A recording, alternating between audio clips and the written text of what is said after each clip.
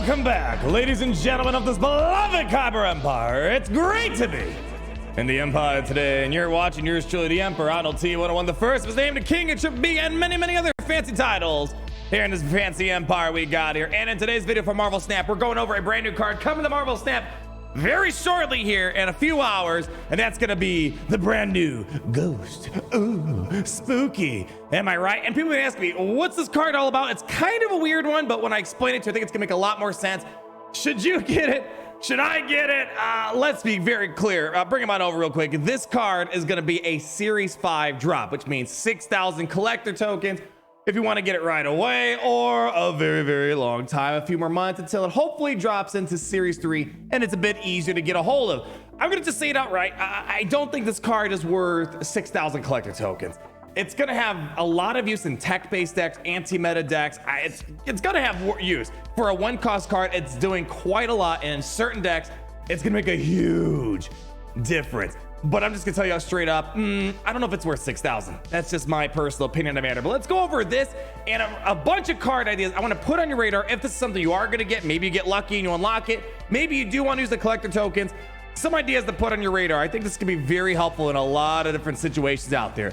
With Ghost, your cards are always revealed last. And by the way, I believe this is the 201st card in Marvel Snap. Holy cow. Your cards are always revealed last. Their on-reveal abilities happen last. Okay.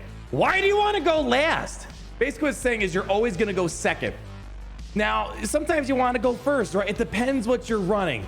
More often than not, I want to say in most situations, you want to use your effects before your opponent does. Like Wong, you want to quickly get the effects of Wong going and whatever you're trying to trigger under Wong before someone hits a Cosmo. So in situations like that, you want to go first. But there are a few times you want to go second, to maybe wait for them to play their cards and you to react afterwards. Because if you have initiative, that does give your opponent an advantage in some situations. So let's kind of give you a few suggestions that we have on the agenda. This one's gonna be weird. Just stick with me. The first one's gonna be odd. I don't know why this is the first one that came to my mind. Titania.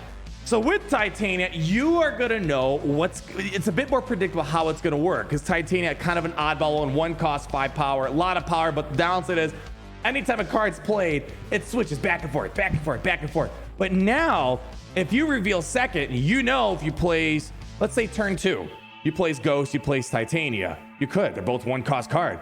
They're gonna go first, the opponent that is, Titania flip over, but then Titania will come back to you on that very same turn. So that's why it gives you a little bit of more control on how you're gonna play Titania. Titania doesn't see a lot of action because it's kind of a high IQ play, but if you know how to master Titania, that's a lot of free power being thrown onto the field. But we have a lot more interesting stuff I want to put on your radar. This was truly the real idea that came to my mind, and a lot of other people have been talking about too. When I saw Ghost, I was thinking of Luke Cage and Hazmat. Primarily Hazmat, but Luke Cage usually ran in accordance with Hazmat, right? Luke Cage prevents your cards from reducing their power, but Hazmat reduces power, all cards in the field with it. But here's why. This is one of those matchups where you want to go second. Why would you want to activate your Hazmat first and your opponent hasn't activated their cards yet? You're not going to inflict negative power on them, because it's not an ongoing effect, it's an on reveal effect. So if you wait for your opponents to lay down their cards, then you hit them with the Hazmat, you're going to guarantee you're hitting all the cards that are on the field, not just some of them. And that's kind of the key thing for a lot of other stuff out there. You want to make sure you activate the on reveal stuff when all the cards reveal themselves, because you can't destroy a card if it's not revealed, and you're not going to be able to afflict any negative effects onto a card unless it's revealed. So that's kind of what you got to think of. When do I want to activate my on reveal ongoing stuff? Generally, you want to activate your on reveal, second in some situations. Sometimes you want your ongoing to go second. You need to look at your deck. It's going to vary. ShangChi. This is going to be great. ShangChi always loves to go second in most situations, but we're also going to talk about the inverse of that. ShangChi is going to be great with Ghost Spider, but Ghost Spider is also a counter to ShangChi. Kind of both ways. Hear me out for a second. So ShangChi, the main goal is when your opponent's playing big fat cards, you want to go second, watch their smirk turn into an upside down sad face because ShangChi just ShangChi them at the very end of the day. So this is going to be great in a variety of situations where someone's going to play like a souped up Shuri, Red Skull, or whatever the case would be, She-Hulk. You want to make sure you just go second. Ghost Spider is going to be helpful in that regard, because you can just make sure whatever they're placing, ShangChi's going to have the opportunity to take care of them. However, on the flip side, Ghost is the counter to ShangChi. Let's say you know you're placing a big daddy card on turn 6 and you have initiative. Your opponent probably is catching on. You're going to play some big card in a particular zone. Ghost basically makes your big power cards immune to a turn 6 ShangChi. So both perspectives there are very true of Ghost Spider, which is why things can get a little bit interesting with that. Enchantress, it's going to be great using it with Ghost, but also Ghost is a counter to Enchantress. So for example, let's talk about why it would be a counter to Enchantress. So let's say I think Cerebro is going to have some fun stuff with Ghost. You play Ghost, and then you have Cerebron, and let's say your opponent knows you're about to play something here.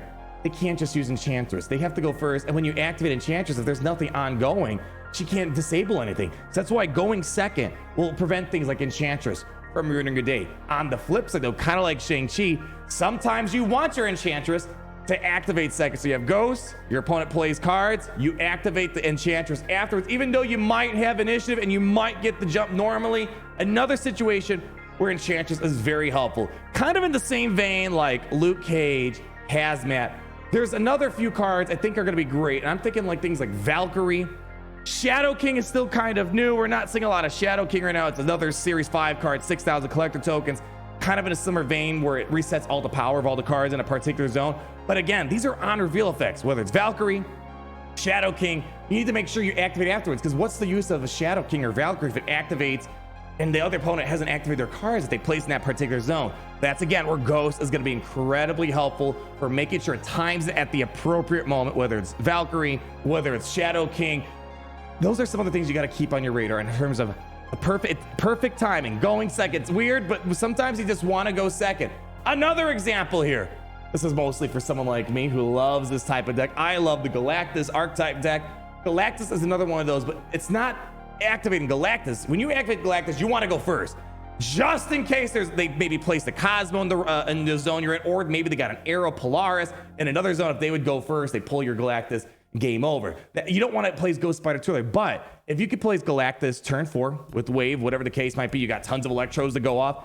Play Galactus turn 4, turn 5 Ghost Spider plus some other cards you might want, and if you want to place a big power card at the very end, they can't ShangChi you. So this is going to help Galactus be a bit more un-ShangChi-able, I think is what I'm trying to say, and that's what we're seeing. And the other question I've been seeing a lot, all right, what happens if both people play Ghost? Wouldn't that be kind of sucky? You play a 6,000 collector tokens, they got a 6,000 collector token Ghost too. Well, what's gonna happen? I don't have 100% confirmation, but my suspicion is very similar in the vein of Daredevil. If you play Daredevil and your opponent plays a Daredevil, they essentially cancel each other out, which is kind of weird. You know, I guess the problem is who goes and who doesn't go. So I think the problem is there, it basically cancels itself out. So that's one of the downsides of playing this card. If this does become popular enough, I don't know if it's gonna be popular right away. 6,000 collector tokens is pretty steep, but I can see this card once it works its way down the series. Like we said, there's a lot of different decks up there where you're going to want to go second, whether you're playing the big power cards, whether you're activating certain on reveal effects, certain ongoing effects, placing big power cards onto the field. I think this card's going to have a lot of tech, anti-meta stuff, or support stuff, depending on what we're trying to accomplish out there. But right now, Series 5's a little stiff, but I think in about 2 months, assuming that the series drop is going to affect these cards 2-3 months, they'll come down the pipeline. It's probably going to be a better card to get. But for right now, in my opinion, I think it's a really cool card. I think we understand it. In application, we'll have to wait and see if it makes a big difference to these variety of cards. But let me know your thoughts down below. What are you thinking that this card's going to be doing for folks? Are you going to pick this up? Boy, if you are, man, whew. That's a lot of collector tokens. I think I'm more interested in Kang and some other stuff right now, but nonetheless, Ghost, get ready for it. I'm calling it. Give it some time. We're gonna see ghosts everywhere out there. We might even call them the Ghostbusters. All right, I'll see myself out. I know that was kind of a lame joke. Leave that like, comment down below. Subscribe so you're not missing a thing. And always remember that it's great to be in the Empire today.